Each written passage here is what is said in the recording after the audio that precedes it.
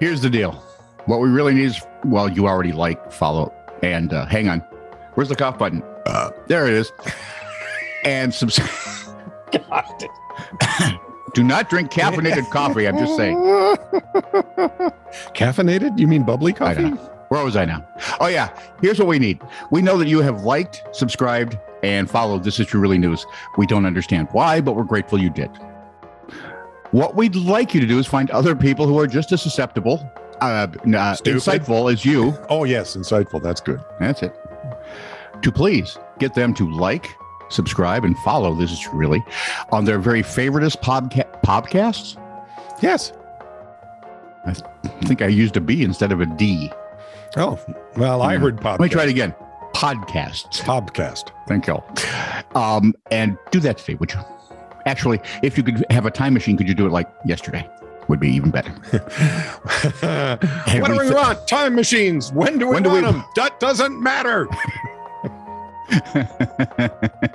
My favorite, though, is the one where you got the cartoon and going, what do we want? Time machines. When do we want them? And everybody just looks at the guy going, what? Are you an idiot? Last Tuesday? I don't know. Anyway, like, subscribe, follow, get your friends and family to do the same. Take it away, young lady.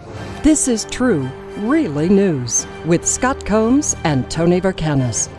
All the news you're about to hear is true. Really? As far as you know. So before I do my first story, we've got to handle this from my brother, Chris Combs, no relation. Remember that list? How can he be your brother but no relation? This isn't one of those 60s things, is it? No. Yo, bro. Who wants him? I mean, I want to be. Well, you could do worse. Actually, your family, you've done worse. Yeah, it's not even my fault. No.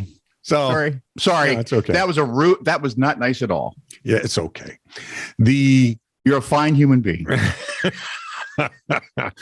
And no one's been dead, so that's good. You know those, except for mom and dad, and thank you for bringing up a painful subject. Oh, you rats. Judy. Anyway. See, I always thought Sue is the one that would kill you. With kindness, maybe. Because she's just too bright, I would think, to put up with this. Notice how I'm sucking up to the power in this family? Oh, I think you are. The intellectual elite. Anne's my hero. Yeah. Of all the Combses, she's one of the first ones on my prayer list. Oh, is she really? She's married to you. Of course she is. So oddly, she's right up there with Robin. Well, birds of a feather. So, you know, it's a Robin joke. I get it. Yeah. The real names. Are we back to Chris, who's not your brother, but he's not related? Who is your brother, but not related? He's not your brother, but is. I want plausible deniability. Gotcha. In any case, the real names thing, he says, I can't write anything that won't get censored. So he calls me up and tells me, and I went, yeah, you're right. Yeah, you're right. Yeah, you can't. No. Wait a minute. Maybe I could work that. No, there's just no way to do that. So picture this. There could be people under 80 listening, and if they hear that, they would be offended. Picture a goldfish swimming in a square tank on wheels. Okay. As it rolls deliberately from one side of a room to the other. It's an experiment. So it's like a goldfish Sisyphus. Without the hill. Or the rock. Well, yeah, he's a fish. He's in the tank. He's in a tank. No hands. He's got, what's he going to do? Push it with a little finnies? Israel. Are you? This is hang on. What? Okay, go ahead. Okay. This is an experiment at Israel's Ben Gurion University of the. I think we have to stop a little bit at each side. Yeah. Where researchers have successfully trained several goldfish to operate a robotic vehicle in an effort to explore whether their species is capable of navigating on land. Have you ever driven in St. Cloud, Minnesota? They're already there. Just let it marinate for a second. What we're going to do. Why do we want to? Oh man, this is like a B level, C level, an X level. No, a Z level. I'm sorry, a Z level. Well, maybe it's so bad it's on somebody else's. It's a Z level science fiction film. Oh, they couldn't even get Megan Fox to do this. The study. Or Peter Weller. The study cautions. I like Peter Weller, actually. I do too, but he shows up in all those. He's picked up some weird ones. Although Buckaroo Banzai is my favorite of the bunch.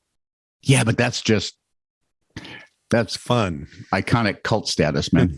Because you're perfect, Tommy. Yeah. The study cautions. Yes, as it well should. Are you ready? It goes without saying that fish in general are not naturally equipped to explore terrestrial environments, yet they say it anyway. Tell them. I got it. These are scientists. What's wrong with them? They're Captain Obviouses, all of them. Professor Obvious. Anyway, it only took a few days of training, and the fish were able to navigate to a target even if they hit a wall along the way or started their drive from a new location. Notably, so drive like a teenage boy. Yeah, they weren't fooled by decoy targets set out by the researchers either. Neither would a teenage boy. He'd run over all of them. Though they did fishtail a bit. We walked all that way. Yep, we did. Thank you. Although I have noticed there's a little to get away. Scott has left the podium and is acknowledging the cheers of to get onto the main Dragon Town. There's a little uphill, right, on my road. Yeah, and in the winter, there can be snow. Uh-huh. And every once in a while, I'll be driving uphill, and I'll go, Rob, it was not one of those good days. Why is that? Well, as I'm coming up to I still call it LeGrand. I think it's Rum River Drive now. Yep. As I came up there, all of a sudden I'm noticing, wow, my backside is trying to pass me on the left. What is that about? It's not even using its blinker. At which point I get the classic. Stop it. Doing nothing at work is a divisive concept. To some, it's heaven.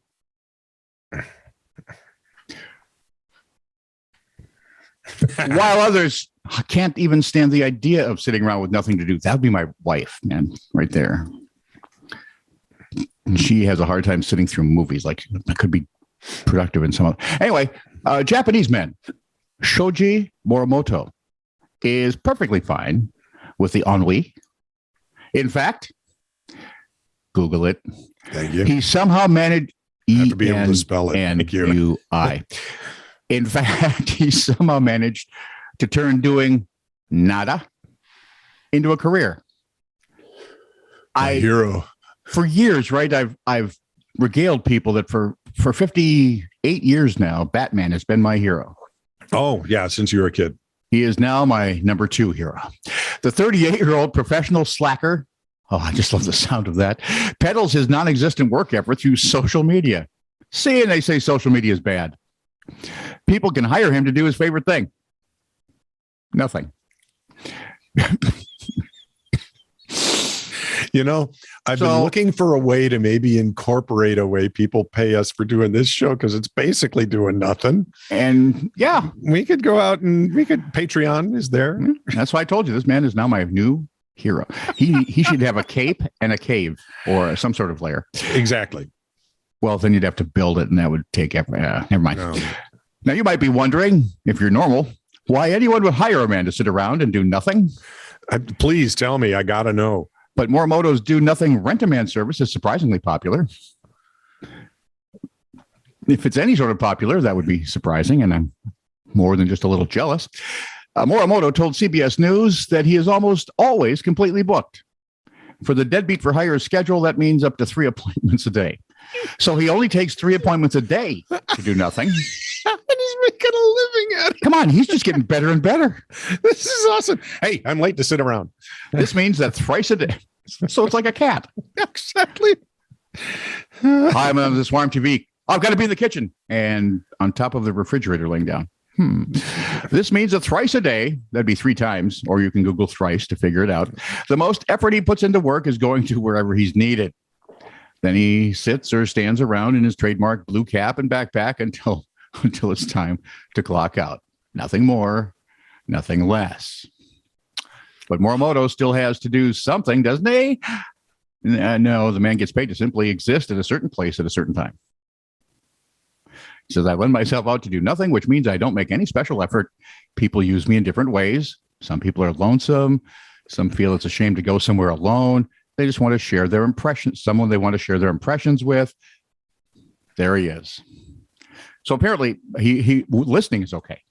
Yeah, I don't want to listen to our listeners. No, because I would be so forced to say something. Okay, you lost a couple of points there, dude, but so far you're still well atop the mountain. Morimoto's gigs have included accompanying people suffering from anxiety or agoraphobia while they go shopping. How cool. Okay. He's also gone out for meals or drinks with people or shared a birthday cake with someone alone. Oh, that's actually kind of nice, but that's a kind little of sweet. sad. I'm glad he's there to go out, and he's probably Only a cordial little and very weird. nice. Yeah. But even if you hire Morimoto for companionship, do not expect rent-a-friend.